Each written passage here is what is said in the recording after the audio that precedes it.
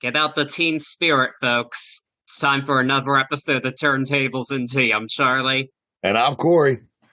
And this week, because Cory chose it, we are discussing Nirvana's 1991 album Nevermind, an album most people have heard of, I'm sure at least. One of the most famous albums in history.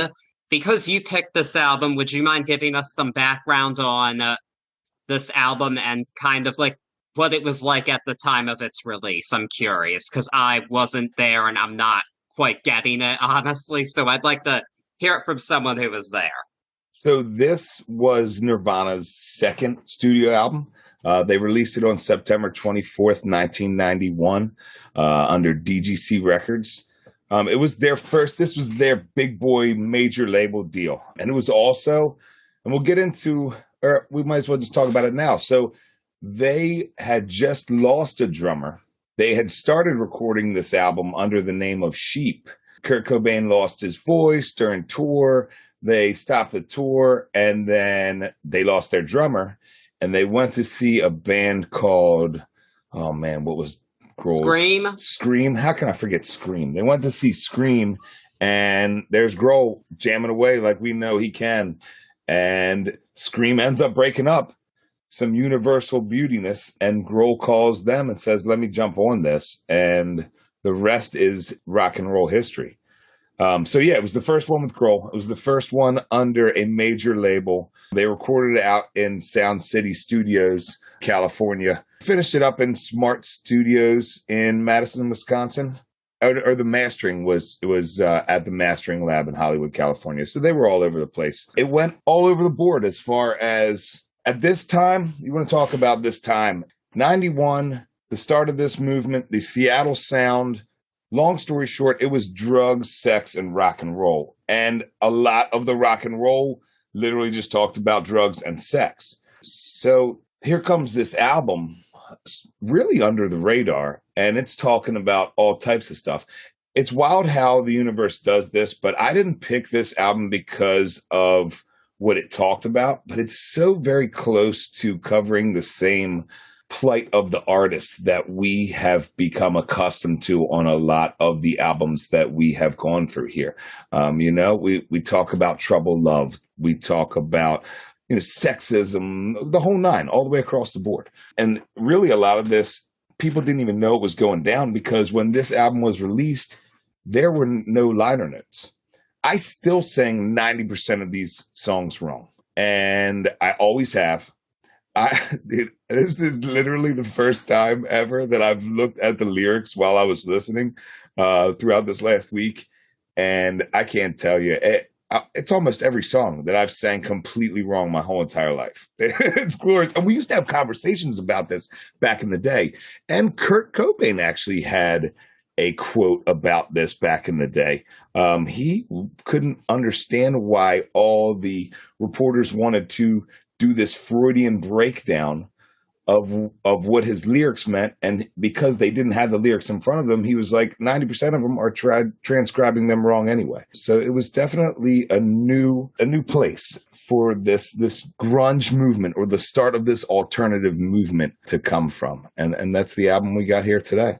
Yep, and from my research, I found some other pretty interesting things about it. So the album was produced by a guy named Butch Vig. He helped the band polish their sound up a bit. That needed to be done for a major label. And he pushed them hard, not always to Kurt Cobain's pleasure, but he pushed them hard. And once the final mix was done, the band actually was not happy with it. And so they hired a guy named Andy Wallace to mix it. He had just worked on the previous Slayer album, Seasons in the Abyss. So they thought, this guy's heavy. He knows what he's doing. And so they did that, and they were all very pleased with it. Initially, at least. Kurt Cobain later lambasted it and said it sounded candy-ass, but that's a whole different thing. We'll be discussing throughout this. Yeah, most definitely, because that was a little bit of his character, but go on. Spoiler alert, not a character I'm too fond of. I'm going to say that right now, because be prepared, ladies and gentlemen. Yeah, he's a polarizing dude. I am not happy with this guy after this, let me tell you. But we're not there yet. Not everybody liked him, but a lot of people did like him because this album slowly but surely got a release, and it wasn't immediately the biggest thing, but soon enough, MTV picked up the video for the lead single. People loved it, and it just exploded from there. And in early 1992, this album went to #1 on the Billboard 200, and the week before, the #1 album was by Michael Jackson, the king of pop. Dangerous was knocked off of the top spot. It went down to #5, actually. Several other albums were ahead of it that week, but Nevermind topped the charts. And it was a force to be reckoned with throughout the year. I think today, oftentimes, its commercial success is a bit overstated, as if this was the dominant thing. It really wasn't quite on the year-end charts. It was in the top 3 selling albums of the year. It was #3. #1 was Garth Brooks, and #2 was Michael Jackson. Yeah. So the commercial aspect is a bit overstated, but it was very different. And this album has sold over 30 million copies worldwide, over 10 million in the US. So a very successful album. Yeah, that video we're talking about for Smells Like Teen Spirit.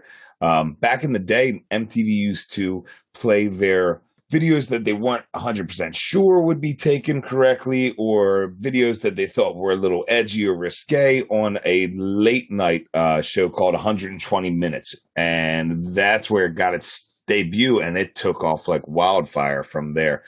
MTV really propelled it a lot because from what I was reading, and I never knew this, but going back to what I was talking about with the not knowing the lyrics and those liner notes not being released until 92 with the Lithium single, the DJs were, or the radio DJs were like, hey man, I don't know if we should play this because I can't even tell what the hell they're saying. I saw a quote that said, one of the DJs said that it was like the Louie Louie of the 90s, because everybody was jamming to it, but no one really knew what they were saying inside. Yeah, but it definitely came to #1 and went on from there. Yeah, that kickstarted a movement because grunge was a very big pop force in popular music throughout the early 90s. It was one of the dominant sounds of that time. Oh, yeah. And, we talked about it last week, but the clickiness of listeners, maybe because it was my teenage years, but I could feel it all around. There was a very, like, if you listen to grunge, you listen to grunge. If you listen to rap, you listen to rap. If you listen, and there was these groups. This one was part of that grunge movement, the king of that grunge movement for a little while. And there was a lot of these bands coming out of Seattle. So you'll hear me say the Seattle sound, but there was a good bit of the grunge sound coming out of Seattle, and some good stuff coming out of Seattle as well. This was just one of several. And actually, interestingly, this isn't even the highest selling grunge album in the US. What took the top? Pearl Jam's 10, I'm pretty sure. I believe that. That sold more than this in the US. 10 was everywhere, man. I don't think I knew one person that didn't have that album. Even in the clickiness, like, you had it. Girls loved that. Guys loved it. Everybody loved 10. Yeah, I guess a bit more so than Nevermind. Yeah.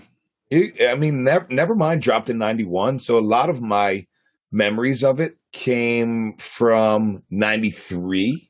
94, because that's when I was coming into like 7th and 8th grade, when I was really like talking to my friends and listening hard.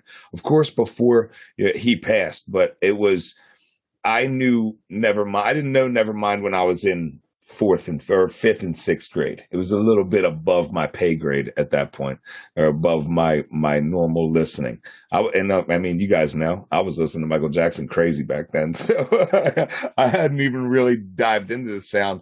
And really, I went more to a Soundgarden home base with the grunge sound than I did Nirvana.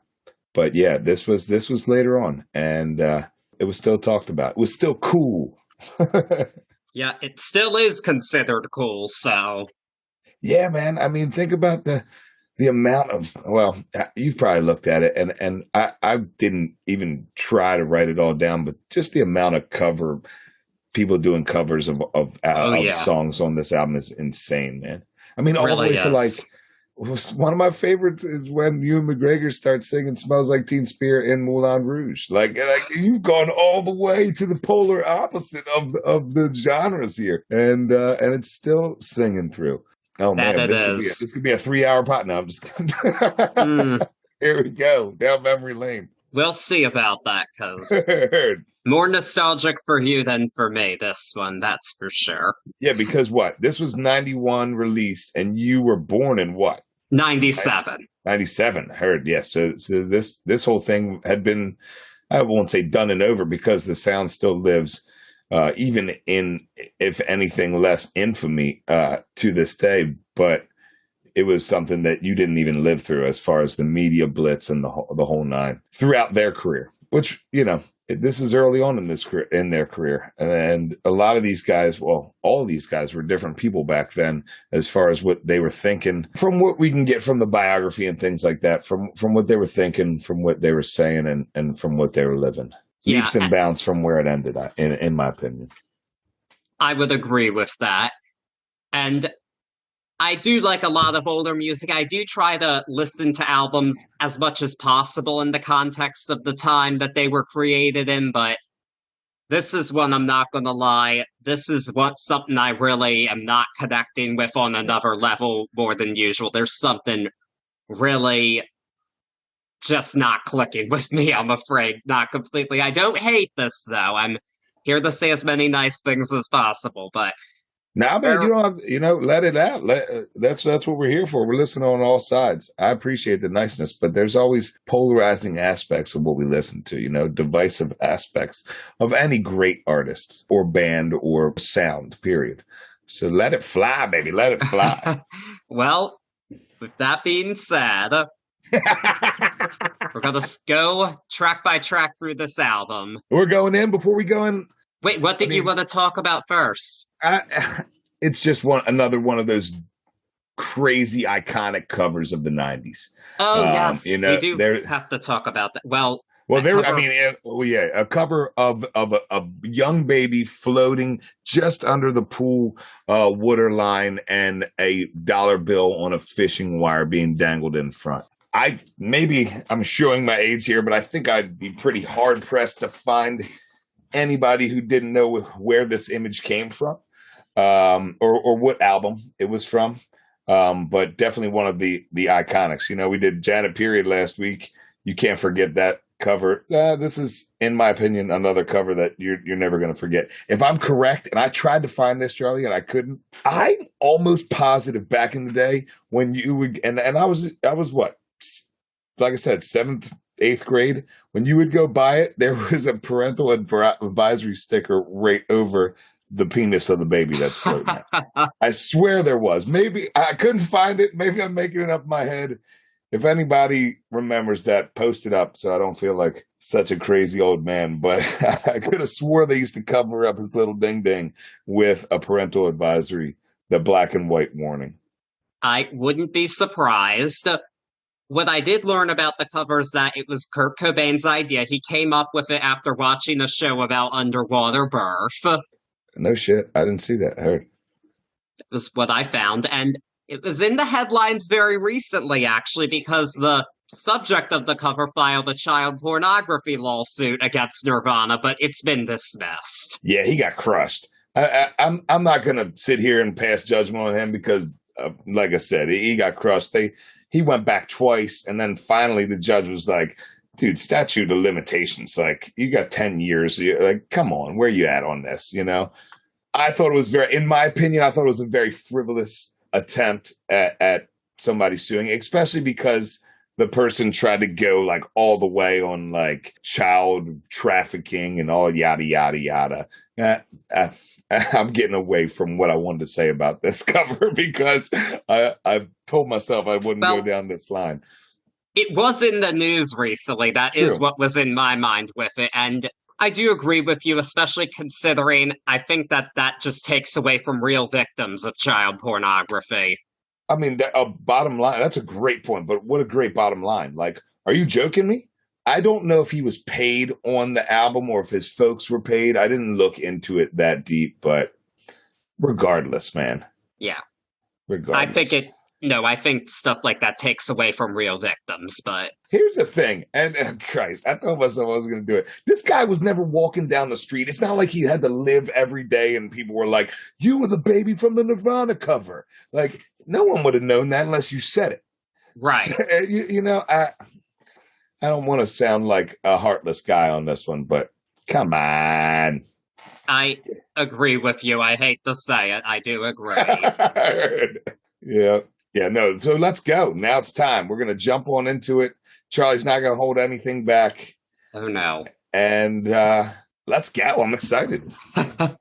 All right. So the album begins with Smells Like Teen Spirit, the famous lead single. Kurt Cobain admitted that with this song, he tried to write the ultimate pop song. He admitted to ripping off the Pixies, which I can definitely hear that sound in this song for sure. The riff in it's also been compared to Boston's More Than a Feeling, which I do hear that as well, but it's pretty interesting considering Boston are the inventors of the corporate rock sound that defined the 80s with bands like Journey and Foreigner and Styx, and this is not that, but yet that sound still here a bit, which I find interesting.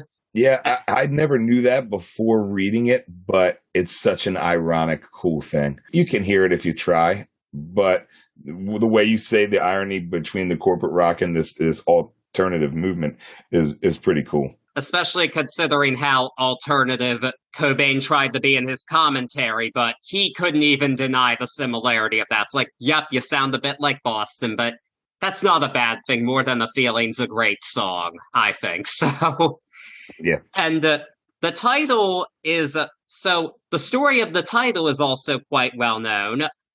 The Smells Like Teen Spirit title originated from Kurt Cobain and Kathleen Hanna from the band Bikini Kill hanging out spray painting an anti-abortion center, and they got drunk together, and Kathleen Hanna wrote Kurt Smells Like Teen Spirit on his wall after he passed out, and at the time, Kurt Cobain was dating one of Kathleen Hanna's bandmates, Toby Vale, and Vale wore a deodorant called Teen Spirit. Kurt Cobain didn't even know what it was. He still used the phrase anyway, even though he didn't know about the deodorant. He just felt like it summed up the song well. I never knew that. That's amazing. I never put Teen Spirit deodorant together with this album. That's so crazy. But I mean, Teen Spirit was out there. Like, it was like one of the more popular young lady deodorants back in the day. That's crazy. That's wild. Yep. That is the backstory of the title, but Kurt Cobain just felt like it summed up teenagers, the lyrics they were going for, I guess, and the sound, and I can definitely see that. It does have that energy. These guys were still in their early 20s when they recorded this, so they still had a bit of that teenage rebellion energy in them, I guess, and that came out in this song, and it's the only song on this album that all three members are credited with writing, actually, because the recording took so long that Chris Novoselic and Dave Grohl changed their parts enough that they got a writing credit, so good for them.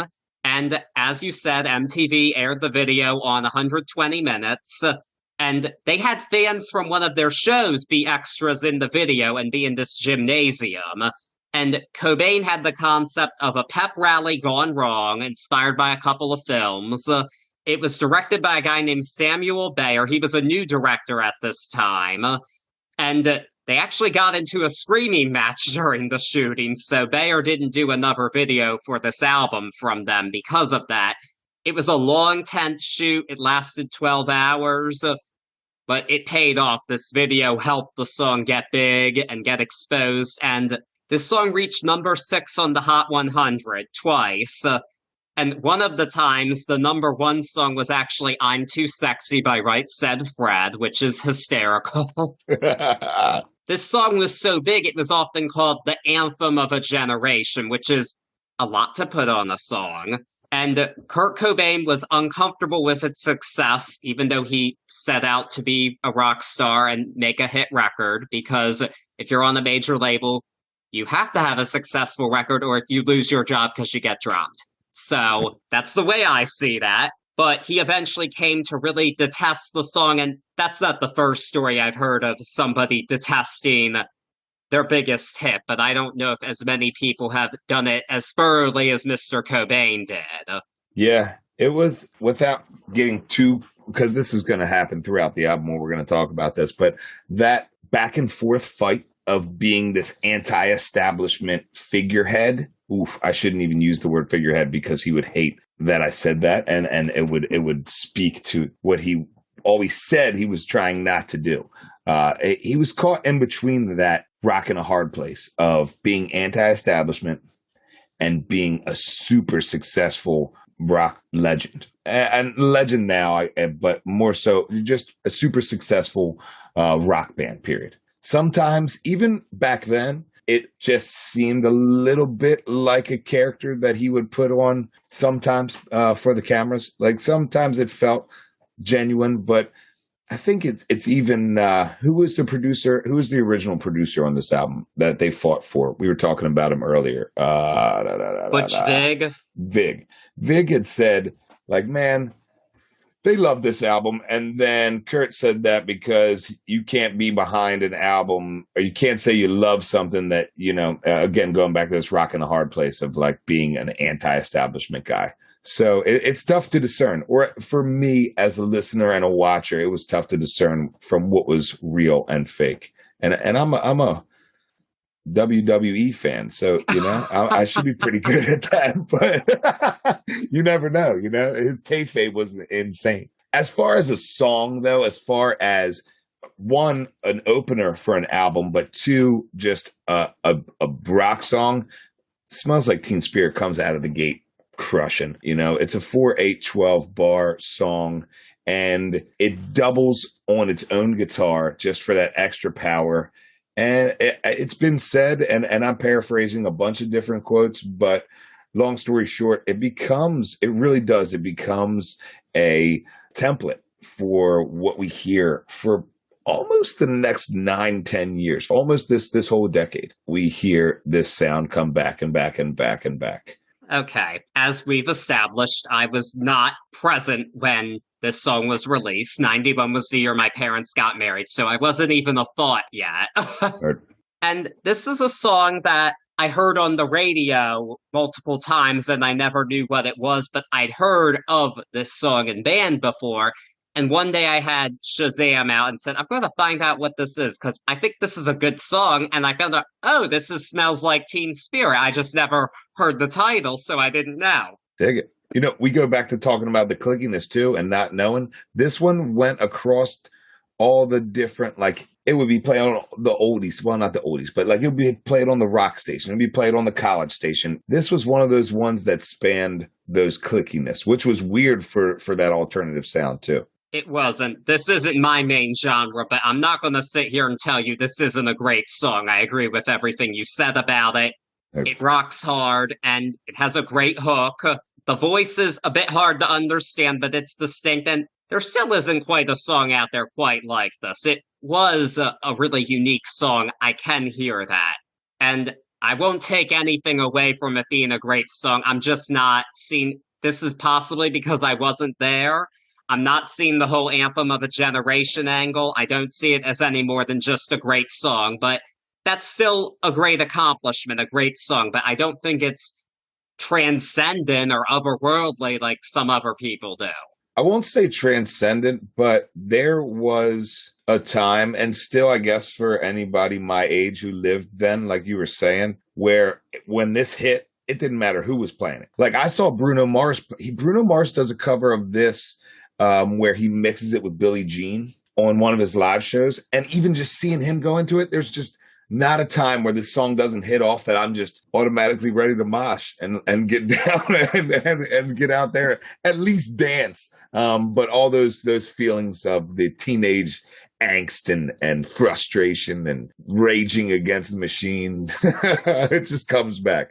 So the transcendence, maybe it's there, but for anything, it was just something that everybody related to back then. And I think that's where that phrase was coined. And also, I was never an emo kid. I guess that was my generation's version of that. I was never an emo kid, so Maybe that's part of why I don't fully get it and see it as more than a great song. But it's still a great song. And before we move on from it, there's a kind of cover I would like to talk about and give special attention to. In 1992, Weird Al Yankovic approached Nirvana when they were the musical guests on SNL. He had tried contacting them but wasn't able to, and he asked them if he could do a parody of Smells Like Teen Spirit. And Kurt Cobain said yes. And Weird Al made a song called Smells Like Nirvana. Yeah. I love this song too by Weird Al. This is one of his best parodies.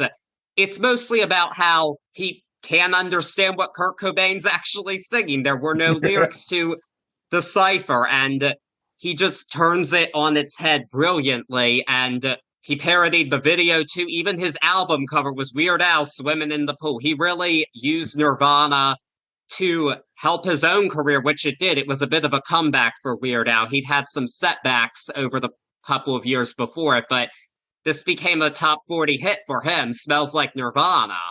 And my favorite line is, now we don't sound like Madonna. Here we are now. We're Nirvana.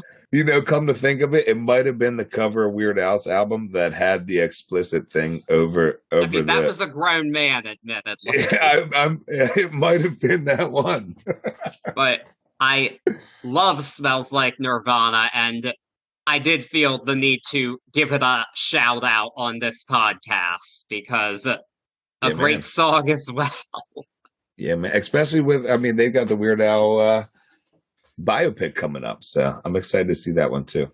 Yeah, with Daniel Radcliffe. That should be interesting. Now we're going to move on to track number 2, In Bloom. Kurt Cobain's biographer, Charles Cross, says this song is about a friend of Kurt's named Dylan Carlson. Some people interpret it as being about Nirvana's non-underground fans. However, it's too soon for that because the album hadn't blown up yet. And this song was also a single. It was the 4th single in the UK, but it was promo only in the US because an album called Incesticide, which was a rarities compilation, was released at the time, so they decided not to push a single too much, which made sense at this point. So many people had bought the album, they already knew the song because it's number 2 on it. You at least had to have heard this after Teen Spirit, I would think, even if you didn't finish the whole thing. And I found one great story about this. So Dave Grohl harmonized with Kurt Cobain on this one. And Grohl described what he did as pulling a Keith Richards. He sipped Jack and puffed a cig for each take, and his voice kept cracking. And by the time he got the vocal done, he'd had half a bottle of Jack. There you go. That's how you record a song right there. Yes, I thought that was a great story. I like this song too. I think it keeps the album going very nicely. It has a great hook as well. This one's been in my head throughout this time spent researching. This is one that keeps getting stuck in my head. I'm like, okay. And I also like the video for it too. It's a parody of the Ed Sullivan Show, and I enjoyed what they did there. I thought it was really clever and kind of a precursor to Weezer's Buddy Holly video in a way, actually, which is also an awesome song and video. In Bloom, I like this one. It's a bit dark, but it does have a really strong hook to it. I do wish it would have been an actual top 40 hit, even though I know that's not really what they were going for, but I'm a fan of In Bloom. I like this song. It might not have been a top 40 hit, but this is definitely one that was sang all over the place. I remember having recess arguments with my friends of, was it hell no? Was it hello? Was it halloo? Like, no one knew. And we'll probably go back to that a million times throughout this. They were on purpose doing even when they practiced during this, and even when they were starting to record Sheep, which was what this album was originally going to be called, but they were doing this low intensity to high intensity playing, almost like that whisper to the scream. And this is one of the first times we really see it on this album.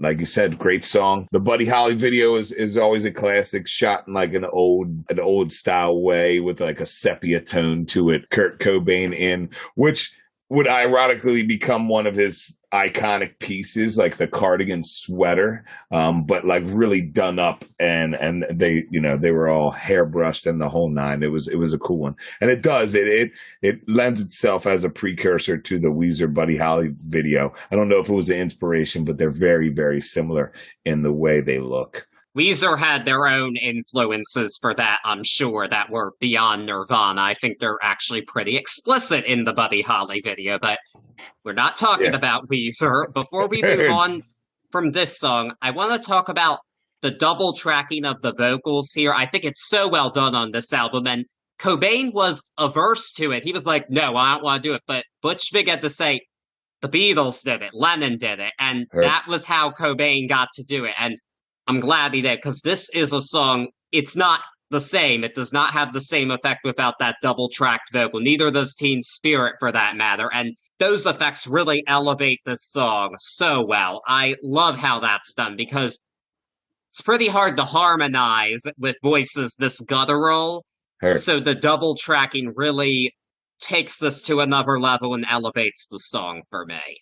Yeah, I just always took it for granted through my whole life that was Grohl. And learning that was double tracked, the production was awesome. Great point on that, Charlie. Great point. We keep on going with that great sound with track number 3, Come As You Are. I read a couple different stories about this inspiration. One of them was that Kurt got the idea from a church sign with the phrase. I think that's a pretty interesting thing. And he said the song was intentionally contradictory, which I believe. That's part of the point. I think it's really well done. I like that about this song. And it has a more concrete point than the lead single, which I like as well, as awesome as the lead single was. But I have an interesting story for how I first heard this song. It was not the Nirvana version. It was a cover on the 4th season of American Horror Story Freak Show. In his character, Evan Peters did a cover of Come As You Are. Ooh, I haven't heard that one.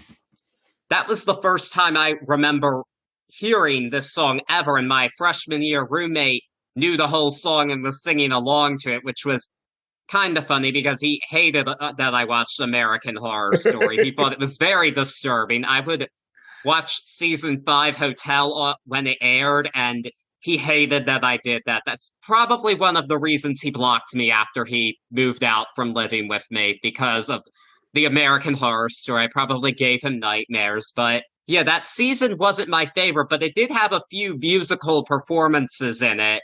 And that was an interesting twist. But that was the first time I heard this song. But I thought, oh, this is a cool song. But I found out, oh, it's a cover. It's Nirvana. But I thought, what a cool song. And Evan Peters is awesome too. I think he's a great actor. So, was it like a spooky version of this, or it was pretty straightforward from what I recall? Actually, It was pretty straightforward. Even though the setting for that season was in the 1950s, it kind of works for a show like American Horror Story. I think it does. It does. It's that lead-in intro, that single string do do doom boom boom boom boom boom boom boom boom boom boom boom, has a creepiness to it that we've come off 2 pretty hardcore time signatures, and then we walk into this and slow down a bit on the 3rd track here. Growing up, well, a nice anecdotal is this is one of my favorites from back when I was learning how to play guitar. I think anybody who was trying to impress the young ladies back in the day, this is a pretty easy one to pick up. Nirvana was always in Guitar World, and the tablatures were right there in front of you, but this is one you could just pick up with your own ear. But 2, a lot of people back in the day always said this was a drug song. And if you really, I mean, again, we didn't have the lyrics, so you would hear stuff like doused in mud. Well, I'm doing it wrong, and I got them over here. What was it? Doused in mud, soaked in bleach. It had that heroin feel. But in fact, I never took it as that.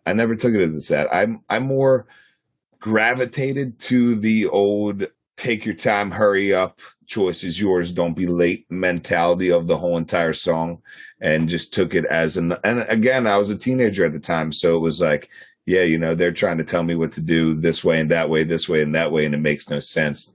I'm just going to come as I am. This is one of my nostalgic favorites. In listening to it over and over and over and over again as I did in this past week. It doesn't necessarily hold up as much as it used to me. It's still a great song, but it's not as epic as I remember it to be. Okay. I never thought of this as being as a drug song. I think people like to think about sex, drugs, and rock and roll and think a lot of songs are about drugs when they're really not. They just like to look for that meaning. Some folks search for that. That's my belief.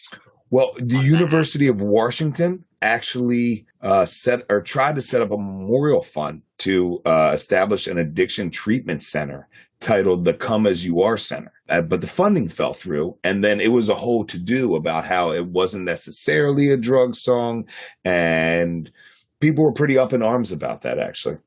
Oh, wow. I mean, I'm guessing they just wanted to signify that it was in the Kurt Cobain name, but have an appropriate-ish name for a rehabilitation clinic. I'm not sure what that thought process was, but... Yeah, it never came to fruition, so it wasn't thought through too well. I mean, they're not going to call it the Lithium Center. Come on. No. And you know, it's funny you say that because that's the one that screams drugs because of its title, and I'm getting ahead of myself, but in fact is not. Yeah, before we move on, because I talk about the videos, I want to mention this one has a very impressionistic style to it. There's a lot of random images in it, like waterfalls, dog in a cone, a lot of random stuff, but it kind of works. But interestingly, I listened to portions of his audiobook for research where Dave Grohl and the storyteller said this video is really hard for him to watch because Kurt looked so unhealthy in it, and it was because he was using heroin at the time. Oh, wow. Was a shock to Dave Grohl. He wasn't familiar with that drug at all. And I really felt Grohl's pain a bit when he was talking about it, because I think I know at least in my adult life, I fortunately was not surrounded by drugs. I don't know what gets people to get to a point of wanting to use heroin or how they're even exposed to that. I have no idea. And I think that many of us eventually know somebody who does it, and we don't see why they would have done it. It's very confusing to us, but it's an eye-opening moment, sadly, for a lot of adults, including myself. I've seen that, and I really felt him when he said that about Kurt and how he was naive to how serious it was, because he just didn't know. Yeah, it wasn't his scene. And like you said, it's for anyone who's never seen it firsthand or see what it can do firsthand, it'll sweep somebody up and take them away from us in a heartbeat. So that pain is real. And I'm glad you shared that. I didn't even realize that Grohl had spoke out on that. So we're going to move on to track number 4, which is Breed. And I found out that this song was originally called Imodium, which I find hysterical. And this is explicitly about Kurt Cobain's breakup with Toby Vale of Bikini Kill. I really love the drums on this song. Dave Grohl is going at it on this. The rhythm on this song is impeccable. That's the highlight of it for me. The musicality here is impressive. It really rocks hard. I feel the lyrics are a bit redundant, but I think that's the point, kind of. And I could see that point. It's not...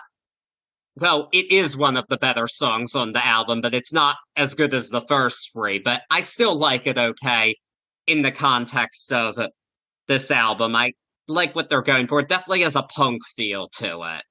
Stole the words right out of my mouth. For coming off of Come As You Are, this turns the record sound right back on its head. And we hit this super punk run in the intro, carried by the one and only Dave Grohl. I love the chorus of this song, and this song, it's always one that I jam out to. But you're right, Dave Grohl is the champion of this song, or at least sets the tone of this song. And it's one that might not necessarily be on everybody's listening list, but if you're listening to the album, especially for the first time, you're jamming and you're right back into it. Dave Grohl, MVP of this song. That was the main point I had to make about it. So I'm glad we're on the same page about that.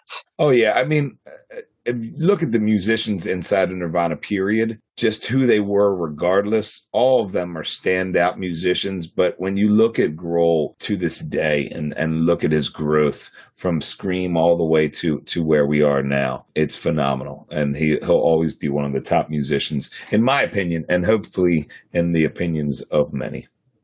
Yeah. Well, he's the top musician in this band for me, that's for sure. But that's getting ahead of ourselves. We're not at the worst of this yet. Well, we might be a bit here. So track number 5 is Lithium, and it's about a man turning to God after contemplating suicide.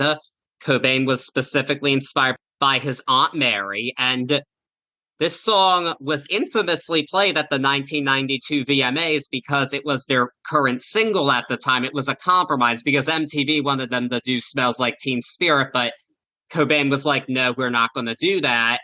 They actually wanted to play the then unreleased song Rape Me, but MTV really objected to that, so they compromised to do Lithium, and that was what happened. They did a bit of Rape Me just to freak out MTV, but then they went into Lithium. As is their style, as is tradition, even though, MTV can say what they want right now, but once Rape Me went off and they were making boatloads off it, they had nothing bad to say about it, Oh, of course not. Yeah. It just wasn't released yet, yeah, not they were tested. scared, and rightfully so, The opening lick on this one with the palm muted strumming after Breed calms me down just a tad before this song brings me back energy-wise.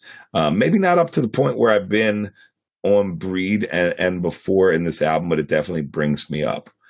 This is Lithium. Lithium's a good one.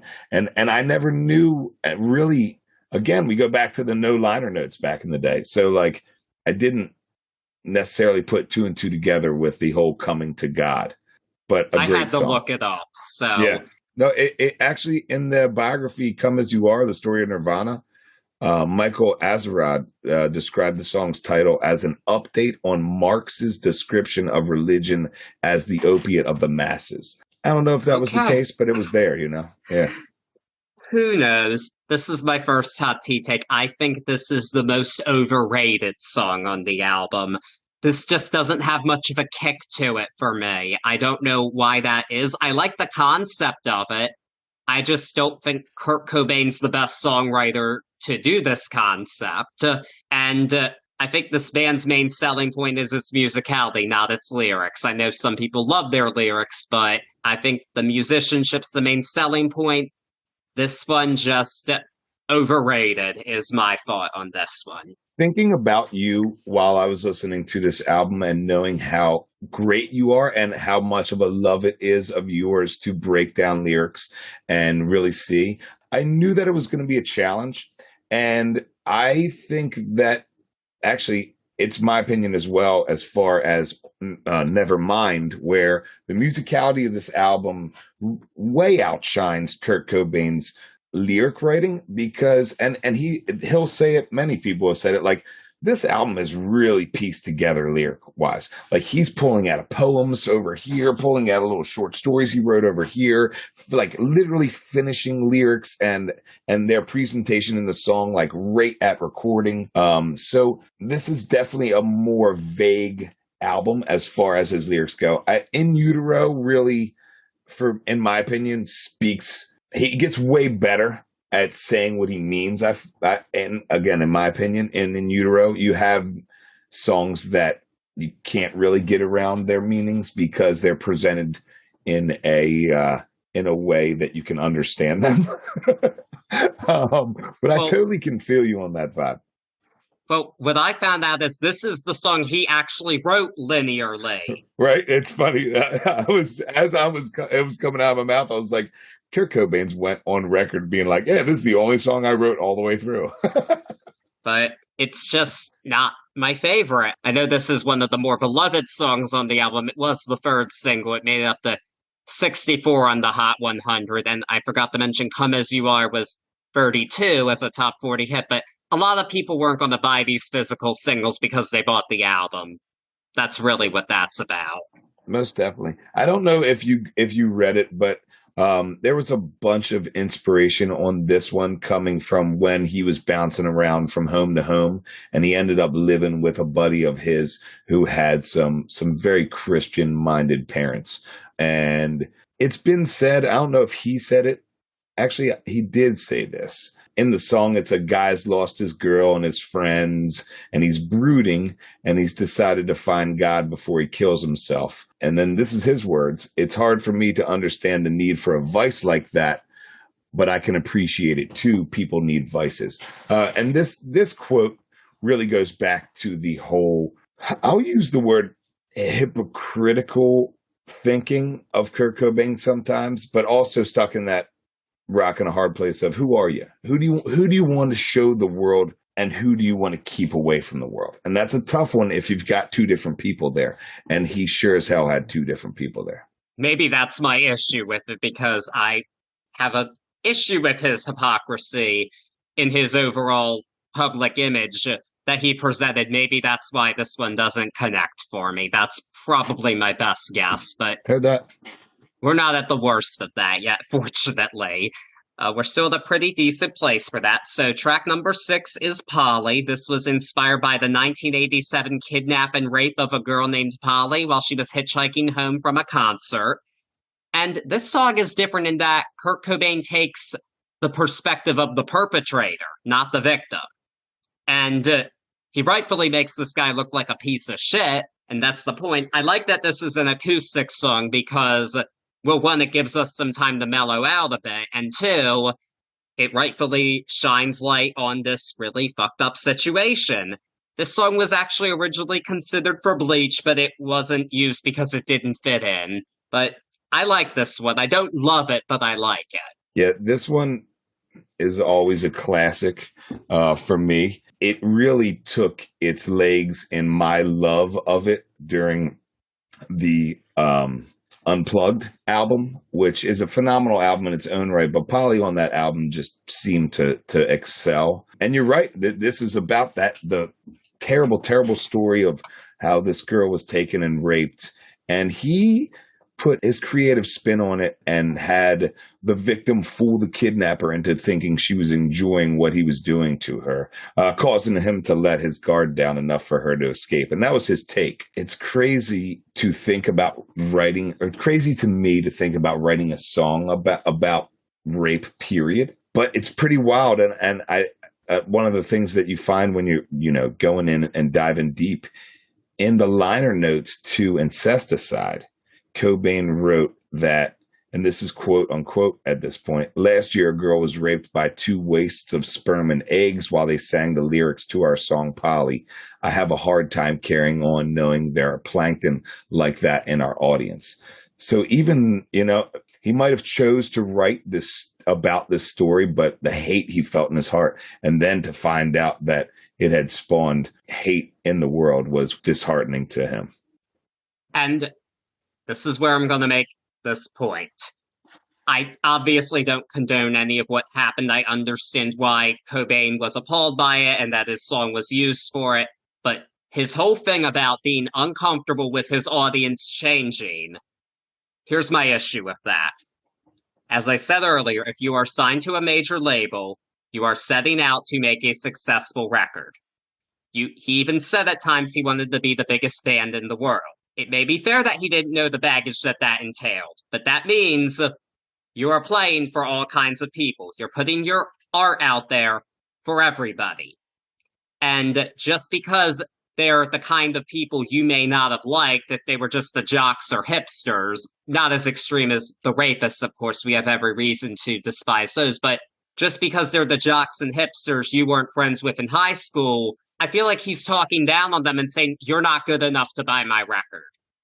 And I do not think that is a good message to send out to your fans because, sir, you made an album that was more successful than you ever could have imagined. And is there baggage with that? Sure. And even his bandmates felt some of this at the time, but not to the extent that he did. However, I feel like in these comments that he makes, he's almost showing contempt for these fans who helped fill his pockets and buy this album, and I don't like that. I think that you should show a little bit of gratitude for the fact that you were able to make a successful record, whether it was more successful than you wanted it to be or not. There should be gratitude for that, because that's more than many, many other musicians even get to. Many people would love to be in your position, and here you are basically shitting on your fans. I can see, and there's a huge thing to be said, and you just said it. When you take up a mantle like this, and you want to be the biggest band in the world, or you want to be a creator, period, as we know it these days as an influencer, you take a silent contract and have a responsibility to these people, regardless of whether you like it or not. And that's very tough. Now, the reason I think I take his sometimes hypocritical stance and also pompous stance is because for me, it was part of that movement, part of that apathy for the day-to-day life that we all were really eating up with a spoon at my age. And for, I guess I'll speak for most of like the teenagers back then, it was that deal. It was that pompousness that we love to have, telling everybody that, we didn't want to be cool when in fact we wanted to be cool as hell.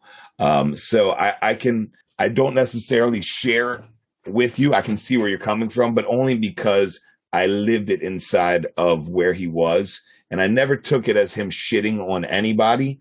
I just took it as him being a grunge, being a pompous, cooler than everybody, but we're not cool.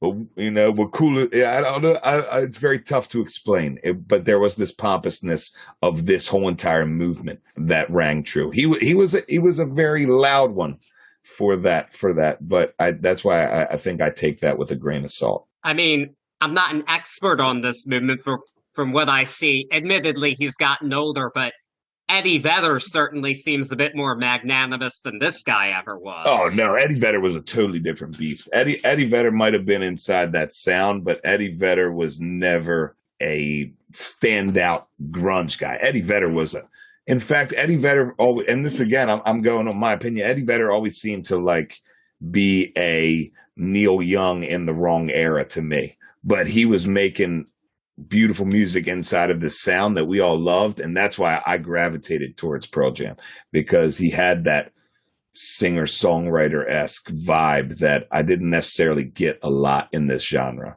This is fair. And also Dave Grohl is far more magnanimous than Kurt Cobain as well, but he's also had time to grow, of course. He got that chance, but we're getting ahead of ourselves. Do you want to stay up to date with the messiest drama on the internet? Or what about those crazy viral challenges? Then be sure to tune in to TMZ Verified, the podcast. I'm Wild. I'm Steph. And each week we're either breaking down the spicy viral stories or we're hanging out with the most popular influencers around. Tana Mojo is in the building. I don't even know if they're hating. They're probably just telling the truth, but we love the haters too. Sophia Franklin. Yeah, I mean, we can talk, but let's be real with each other, Bryce Hall is here, y'all. Make some noise, people. I'm single, by the way. Right. So if you like viral drama, influencer culture, and just overall hot messiness, check out new episodes of TMZ Verified every Thursday right here on Spotify. We're on to your track 7, Territorial Pissings. This is a 180 from the last song. Woo, we're back spinning on our head again on track 7. This is almost thrash metal to me. That's what this reminded me of.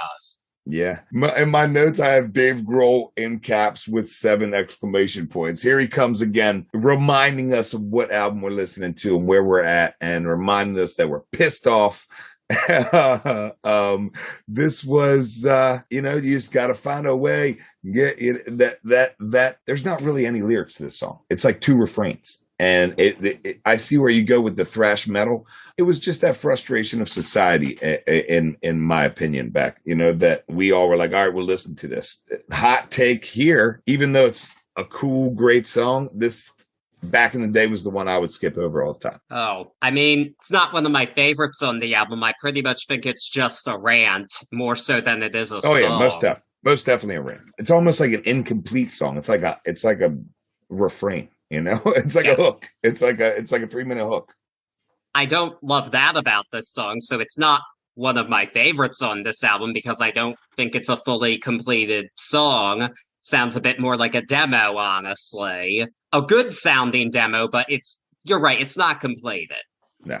And this song was allegedly inspired by something called the Scum Manifesto, Scum being the Society for Cutting Up Men, which makes this a feminist song because they felt women should rule the world, which that's cool if it's true. We don't know that for sure. Cobain didn't say that as far as I know. Interestingly, this song did get some in for me because going against the grain, Nirvana played this when they appeared as the musical guests on SNL. That's where you remember it from? Well, no, that's how it's most well known, I mean. Oh, dig it. Yeah. I'd never heard this song before I listened to the whole album, which was just this week. Heard. But it's not my least favorite here, but I don't really think it's much of a song at all. So there's that.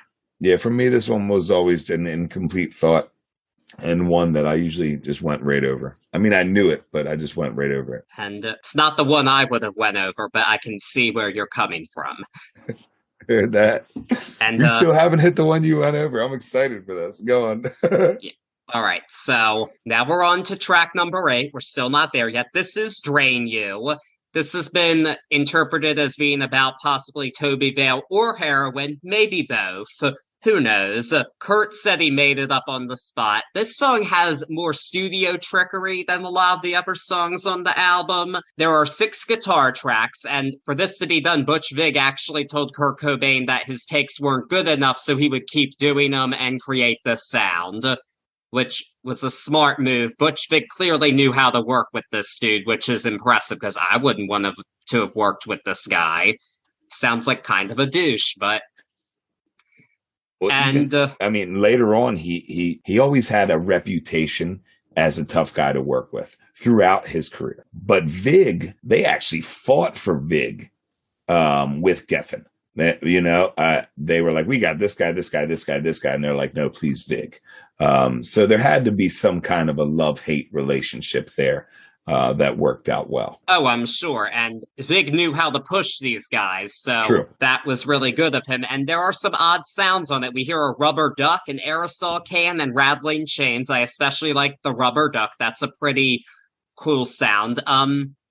The one thing I do like about this song, I have to say, I feel that the desperation in the lyrics and the vocal are very raw and real despite all these tricks used. So overall, I think this is an okay one. It's not one I'd go back to listen to over and over again, but I can appreciate the emotion in it.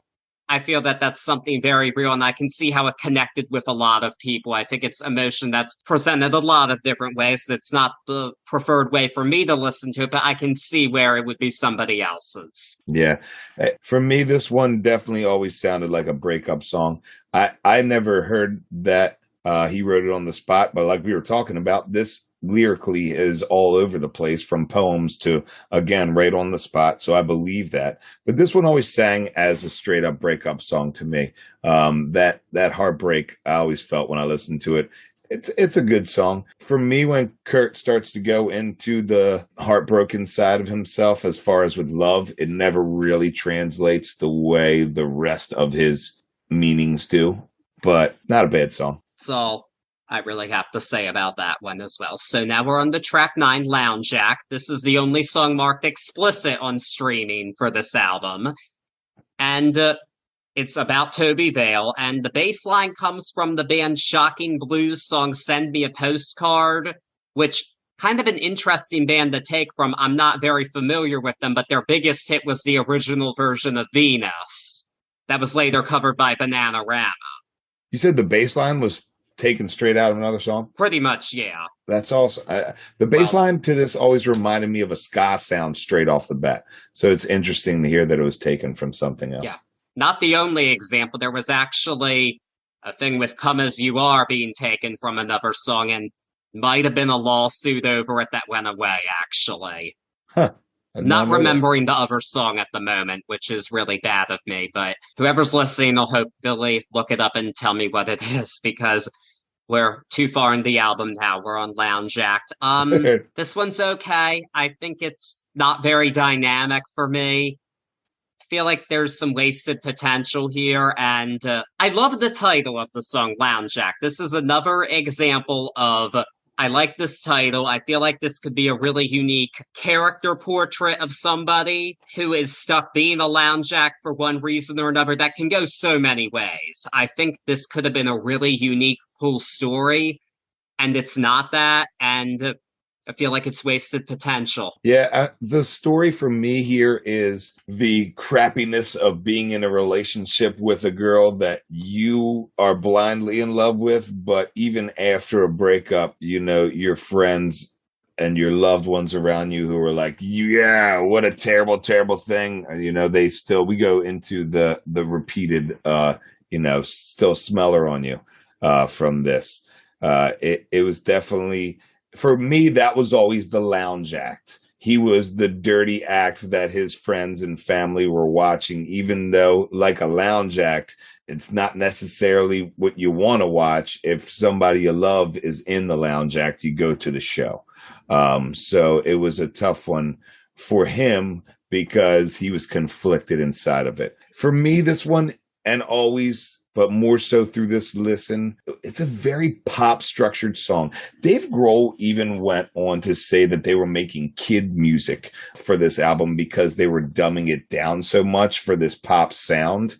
And this one, for me, is that really structured pop sound that I would like to think he was talking about. Not a terrible song, but it's just, for me, the missed potential is where this song could have blossomed into if it wasn't just such a structured pop jam. Yeah, I agree with that. And I like a structured pop jam, but you would think that means it screams single. This definitely doesn't scream single at all. No, so they did it for something that really shouldn't have been. So yeah, not a highlight for me. I always felt 7, and I love my 7. I always felt 7, 8, and 9 were iffy as far as like, what do they bring to this table? What do they bring to the sound of this album? I felt like if it was an album, of course it got pressed, but the B-side to this, the side 2, is a little bit definitely weaker than the first side. Oh, I completely agree. And also, this album was definitely pressed on cassette, so some people did listen to it on sides, and I have to say, this is very often considered one of the all-time greatest albums, and the second half is so much weaker than the first. I really think it casts a blight on this album for me, honestly, because the first half is just so much stronger, especially those first 3 songs. Yeah. But we're still on the second half, and now we're on to track 10, which is Stay Away, which was actually originally called Pay to Play. I want you to start with this one. For me, Stay Away always sounded like Territorial Pissings and Lounge Act had a baby. And I go back to this, I don't know what this is adding to this album. When I get to the end of this album sometimes, or where we are, and what I'm going to use the word, the doldrum of the album, we're in this weird valley where it might sound like we're still pumping and pushing and going hard, but we're starting to repeat sounds at this point. And Stay Away from me just sounds like a mashup of these sounds and not my favorite. Okay. I agree with you about it not being my favorite. It is a mashup of sounds, and it's basically just another rant lyrically. However, this is my least favorite song on the album. I think this is actually my least favorite song we've covered so far in this podcast period. I don't like this at all, and I do not like a couple of these lyrics. I feel they send out a very bad message. So first off, Kurt has a line in there where he takes aim at fashion shits, which... hypocritical and ironic considering he married Courtney Love. But okay. What was the line, my bad? He takes aim at fashion shits, he calls them. Gotcha. I'm like, Courtney Love liked to get dialed up. Come on. Yeah, she did. I think more so he was trying to like talk about fashion shows and that high society-ness, but you're right. Courtney Love was the show in herself, so...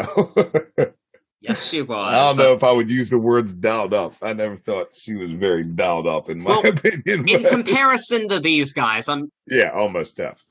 And Here's the one line I really do not like. I'd rather be dead than cool. I think that is a horrible message to send to people. I do not like that. And this is somebody who people looked up to as an idol and role model. And I am appalled that they did if he was saying something like this. I mean, I get that he was trying to put on an image, but that is not a good message to send to people. We were a fucked up group of kids back then, man. As in every era has their ins and outs, their intricacies, but that line right there was Christ Almighty. Oh man, I might get crucified for saying this, but you could put that on a stamp for the 90s, man. Or at least for the grunge alternative movement. That again, I take it with a grain of salt, and I can see totally where you're coming from. But I take it with a grain of salt because of what we were vibing on back then, what we were saying to each other, how we were carrying ourselves in society. And it was a wild time, man. It was a wild time. Akin only to what I can think, and I never was a punk head, and it was right before me, but akin to what I would always think like the punk movement was, like what I pictured the Go-Go's doing ahead of them becoming mainstream. That fucked up, crazy, wild LA party, and just no regard for I'll say life, but no regard for anybody else but themselves. At that point, that's where I think that lyric comes from, or I would take. Well, but no, I can see where you're coming from, though. It's a bold fucking statement. Yeah, and it's not a message that should be sent out at all. And to me, that doesn't paint the message of somebody we should aspire to or be countercultural. It paints a disturbed man, which this guy really was. That's what I'm hearing from this. And maybe hindsight's 2020 and we know what happened and all. He had a very tragic end to his life, but I still do not like that idea. I don't agree with the concept, and you can be not traditionally cool and still live your life and do things. I don't think I'm traditionally cool, but I still do what I want. I try to have fun and do it, whether people think it's cool or not. It's not necessarily always been cool to think Cher's the best, but I still always did it, and you gotta just embrace it, not have this attitude of I'd rather be dead than cool. No, I feel you there. But as far as who he was, I go back to that who are you showing the world and who are you not showing the world? And he was a very conflicted artist, and I'm trying to say the nicest way. He was an out there dude, out there dude, and we knew he was an out there dude, but he spoke to us. He spoke to what a lot of people were feeling back then, or at least the cats that I was hanging with, and it was a different vibe. I love the fact that you despise that lyric because of the positive way that you live your life, and you exude that into the world, and I think we all do at this day and age, or at least try to. But when I look back to the years during this, it was a little bit of a darker scene, especially with the teenage guys and girls. All right. No, I feel you, dude. That's all I gotta say. You are a champion of that high beautifulness on this one, and I totally commend you for that. But as far as just trying to play clearly a devil's advocate on that lyric there, it fit the times, it fit this album, and it fit his sound, and it fit that character. Well, that character is not a good role model, and I have one more other thing to say about this song. It ends with him saying God is gay. He claims this is anti-homophobia. I think that's bullshit. I think that was just for shock value. Nah, he was super about that, Charlie. He was super. No, I know he was. I'm not saying that he wasn't pro-gay rights, but yeah. You mean to tell me you didn't put that in just because you thought it would piss people off? I don't believe you. I go back to the fashion shits. This was another stab at sexism for him. That fucking high society sexism, sexy girls going down the runway, and then to finish it off with the God is gay. This was him trying to champion what he in his heart stood up for. And I got to disagree with you on that. I can see where you might take it, especially because of the different times. I don't think I've ever talked about this album to somebody or at this length with somebody that was not alive. And we don't really ever run into that a bunch. But man, we've talked about divisive artists and divisive albums. It's such a wild eye opener to hear someone who wasn't sitting in that scene. And I totally get what you're saying, but I have to disagree on that one. I think that was his first real, like, I'm going to give it all the way out. And I don't care what the hell anybody thinks about this. I'm going to tell you where I'm at on this one. Well, I'll tell you this much. I know I wasn't around, but the impression I'm under is that I don't think this spoke to the gays. I think they were still striking a pose to Madonna in 1991. So I'll give you that. But that doesn't mean that they weren't out there in flannels rocking to Nirvana. But no, I feel you. I feel you. Just my thought on that. But now we're on to the next song, track number 11, On a Plane. I'll start with one good thing. It's much better than the last song. I'll say that much. Oh, I want to hear how you feel about On a Plane, and then I'll go on my On a Plane rant. Oh, okay. Well, I actually have a bit of one too. So it's All about right. what he said about the song. This was like a radio single. Again, I think this is kind of a typical pop song structure. I don't think it's super dynamic for me. Doesn't have the kick it needs for me.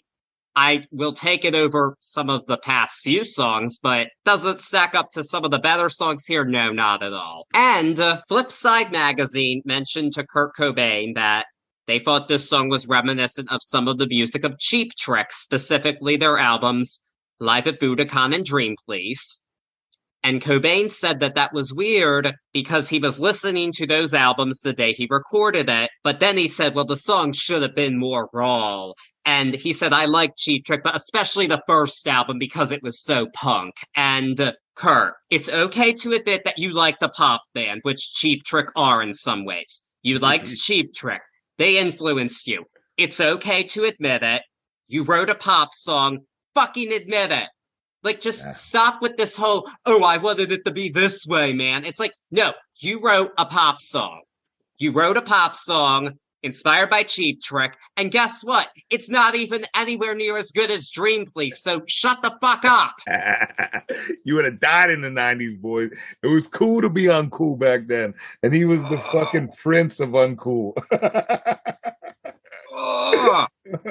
This one, though, for me, was always more of an anecdotal piece. And I fucking love the musicality of this piece. It's, in my opinion, the most beautiful track on the album. And this one was really more of, like I said, an anecdotal piece, talking about his mother. And I believe the line is, my mother died every night. Yep. And that was, you know, that abusive relationship when he was younger with her. This is the most in-depth song because this song is about him writing a song about him writing a song, you know? And I always enjoyed this one. This is one of my most favorite musically on the album. I think it's just all right, but I really hate his reaction to it, if you can't tell. And still not as good as Dream Police. I will die on that hill. Hot tea take of the episode. Not as good as Dream Police. I'll play devil's advocate one more time on this and say, do you think that his divisiveness did exactly what he wanted it to do? Because even in 2022, there is a Mr. Charlie that is like, man, whatever, man, you're cool and you don't even want to be cool, and that's bullshit, because that was the point.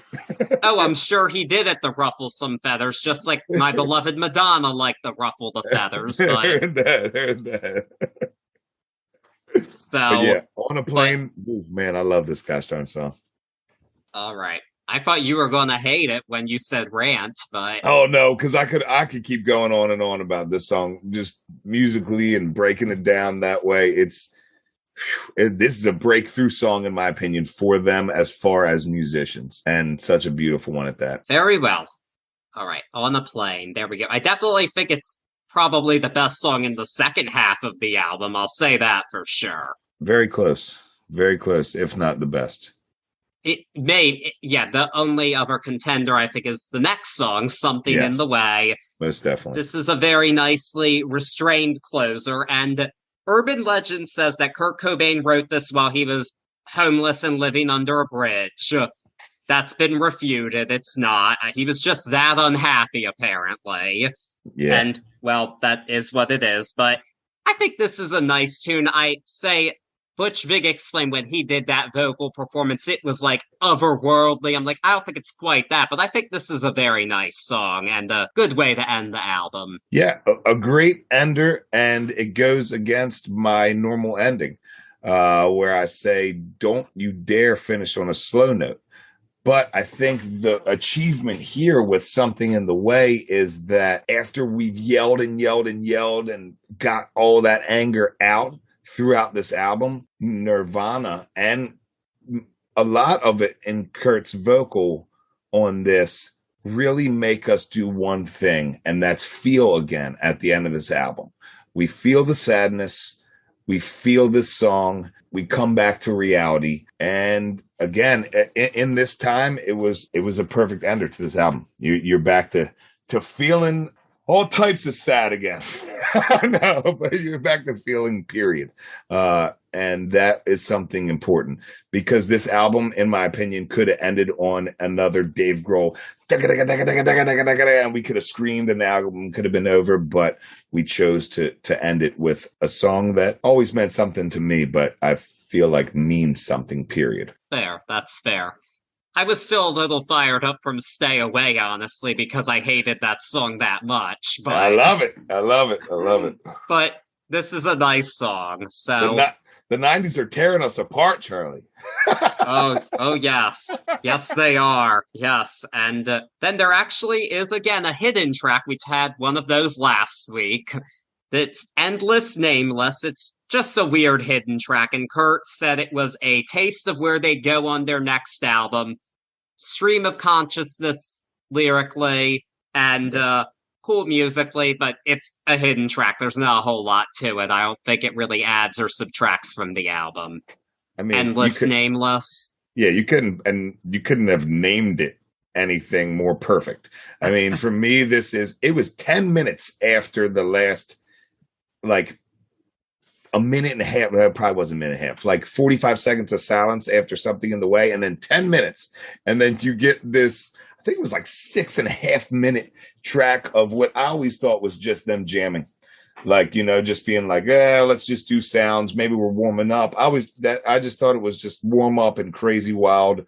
Like you said, endless thought, just musicians puking all over everything, and it's what it was. It's cool. It's there. It's the 90s. We're going to have a hidden track on every goddamn album we put out, but it's nothing. Endless and nameless.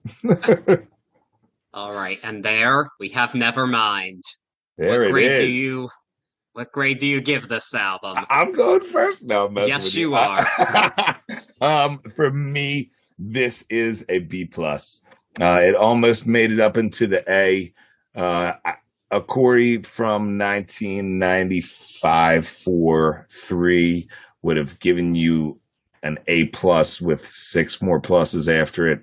But the doldrum that I got even back then from the side 2 was just a little bit more pronounced than it was when I was younger. It's the B+ album for me because it really was the first time in grunge that we started to have these feeling songs. We were talking about love, we were getting down, and again, I'll say it set a precedence, and it was a blueprint for the grunge / alternative sound that went forward from this. I'm going to give this album a B-. No, see, you did that just because of Janet, period, didn't you? Well, no, that's not why. So I do genuinely think the first half of the album is strong. Third. Even if I think Lithium's overrated, I think the first 3 songs are all classics. I'm not going to take anything away from those being classics. I really do think the second half is not as strong at all, and I really hated Stay Away. And again, some of this just wasn't focused musically enough for me, and I do try to separate art from the artist. Because researching Kurt Cobain, the person, I really don't like this guy, if you couldn't tell. I feel bad for him in some ways. He clearly was a disturbed man, but sometimes you just gotta put on your big boy pants, in my opinion, and I think he failed to do that with his reaction to success. He had the resources to do better and did not use them, but that's a different discussion. And I do wish he were more grateful and less hypocritical, but he wasn't. And while I do try to separate it, it's a bit hard for me in this case because this is Kurt Cobain. He wrote every song on the album. These are his lyrics. This is his worldview. The music and the man go right together. And because of that, it's really hard to separate it, more so than, say, Michael Jackson. I mean, people believe what they want about him, but I think it's easier to separate a great song like Billie Jean from all the potential possible scandals involving Michael Jackson. I think that's easier than it would be with a Kurt Cobain because this is so much his worldview. That's what you're getting here. It's him. And it's not one that I entirely agree with, but then again, I wasn't there for this time. I think I'm missing something here, but I'm going to give it a B-. I'll tell you what, this episode's up till now, and you know, this episode period has been such a neat one for me and hopefully for us. One, we could have sat here and bashed thoughts and processes that we didn't enjoy, but we showed that professionalism and we broke it down. But we really, in my opinion, are growing where we're not going to do albums that we don't believe in, period.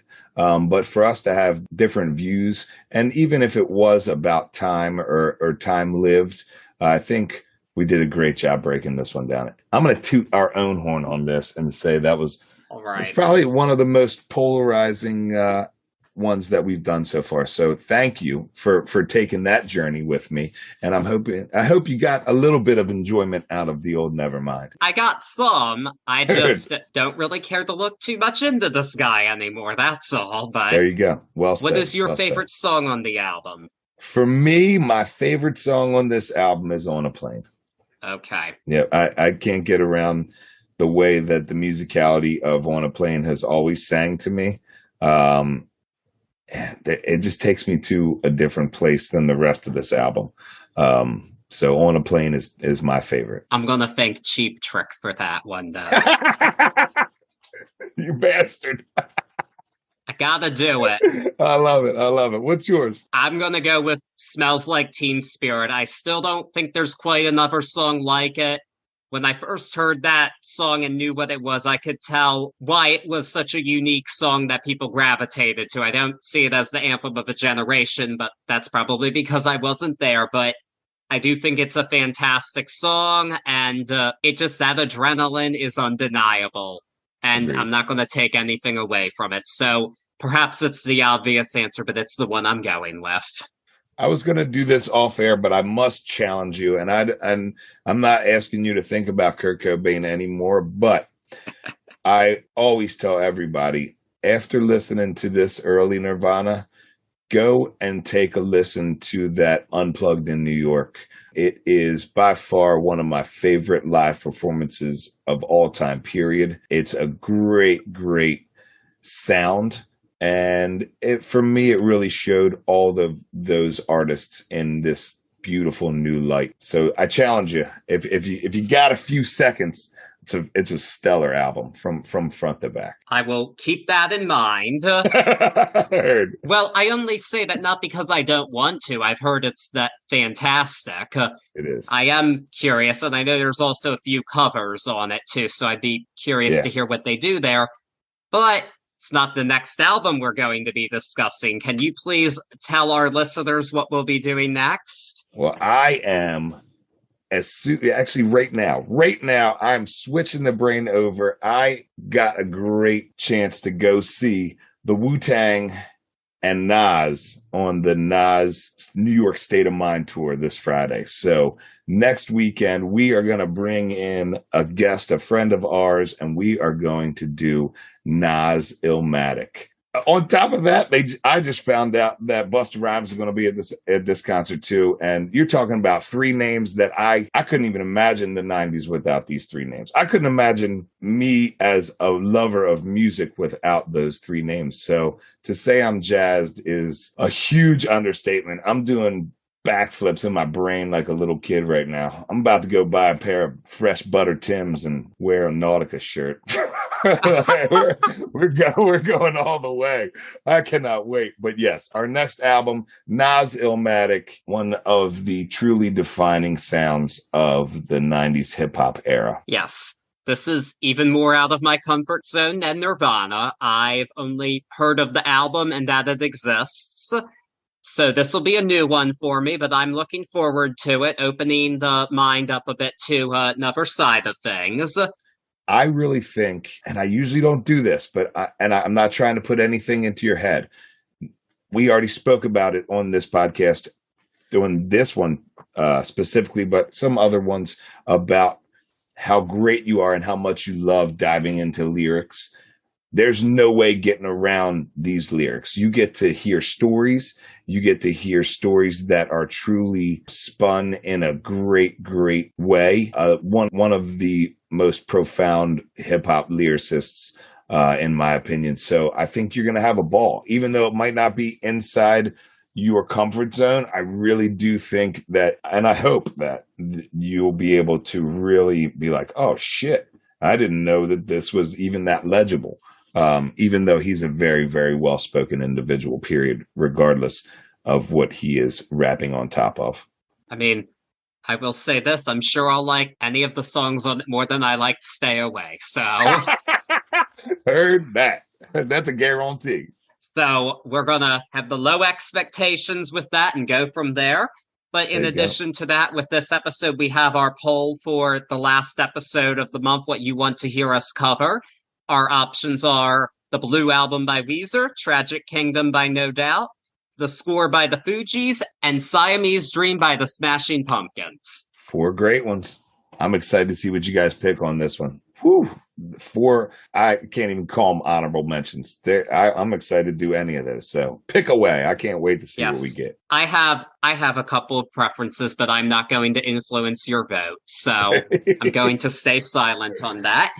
But in the meantime, you can subscribe to this podcast wherever you're listening to it. Spotify, Apple, Amazon, we're on all of them. Also follow us on Facebook and Instagram at Turntables and Tea Podcast. And until next time, when we get Illmatic, just never mind all the crap out there and just chill. Take care, peeps. Peace.